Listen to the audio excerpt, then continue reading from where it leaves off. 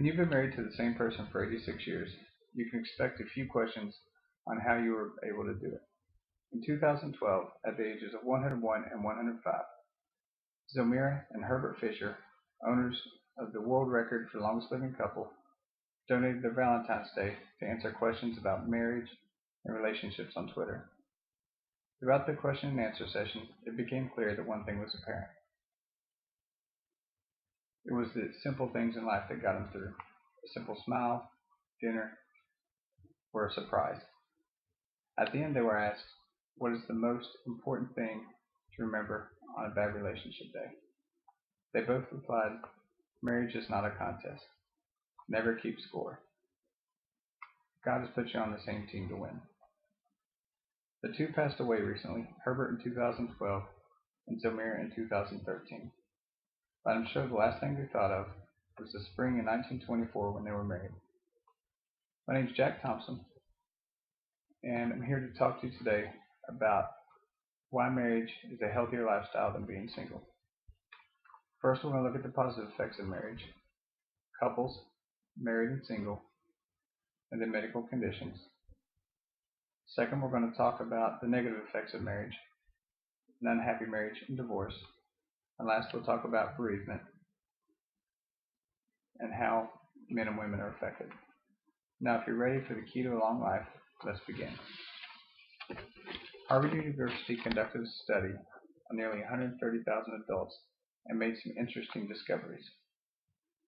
The following parameters were set: the couple's age when they were married, their income, lifestyles, their general health, and what category they fell in: widowed, divorced, married, or single. What the study found was that happily married couples lived the longest of the four categories. They were sick less, led more active lives, they took care of themselves better, were less likely to commit suicide, and generally lived longer lives.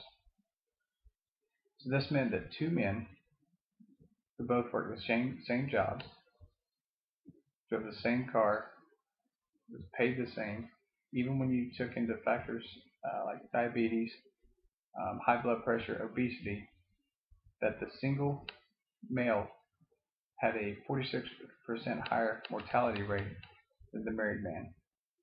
Now perhaps this is because couples see benefits of annual checkups, healthier eating habits, they moderate their drinking because of family, or perhaps single people who are typically younger and have less disposable income do not see an immediate need for insurance. Now, additionally, the study showed that a strong connection between survivability of a deadly disease and what's termed as the marriage benefit. When studying cancer patients, single individuals were shown to be more advanced in the disease at the time of diagnosis than their married counterparts. Now, what about the diagnosis? What then? Well, after diagnosis, you would assume that everyone would fight for their life equally. But that doesn't appear to be the case. In fact, unmarried individuals were less likely to seek treatment, preferring to accept their fate. And finally, a University of Miami study concluded that married men being treated for prostate cancer lived almost 2 years longer than either widow, single, or divorced patients.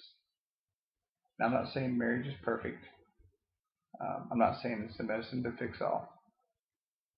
But it's probably the only thing that doesn't come with a 10-minute commercial at the end. Now, we all know that for whatever reason, sometimes it doesn't work. You just can't make it work. Now, the negative effects of marriage is what we're going to talk about now: an unhappy marriage and divorce. Just like a good marriage can promote good health, a bad marriage can cause health issues. A stressful marriage will contain negative stressors like verbal confrontations, mental and physical abuse. What I found during my research is one of the most deadly things a couple can face is coronary heart disease. First reported by a Japanese scientist, An unhappy marriage increases hypertension and coronary heart disease, which is a thickening of the walls, making it harder for your body um, to pump blood. This happens over time, and it can sneak up on the individual. And this type of lifestyle continues. Um, the second negative effect comes into play: divorce. Because you've already completed the unhappy stage of divorce, you already have a damaged heart. You're now 34% more likely to have a heart attack, and 37% more likely to commit suicide. Now, do you remember the first part of my speech when I talked about the married couple who lived into their 100s? Well, Herbert passed away in 2012 and Zamira in 2013. Now, I know you're thinking, wow, at that age it was probably just their time. But another study showed that 30% of the time, the loss of a loved one within 7 to 12 months led to loss of the second. Now think about your life and what that would mean if you lost your significant other. Now, marriage isn't for everyone. In today's society, it's just as acceptable to be a single career-oriented person and live a fulfilled life. But for those of you who really and truly need someone, the benefits outweigh the costs. You have a support structure there to pick you up when you're down, and you have a better chance at a longer, healthier, complete life. Thank you for your time.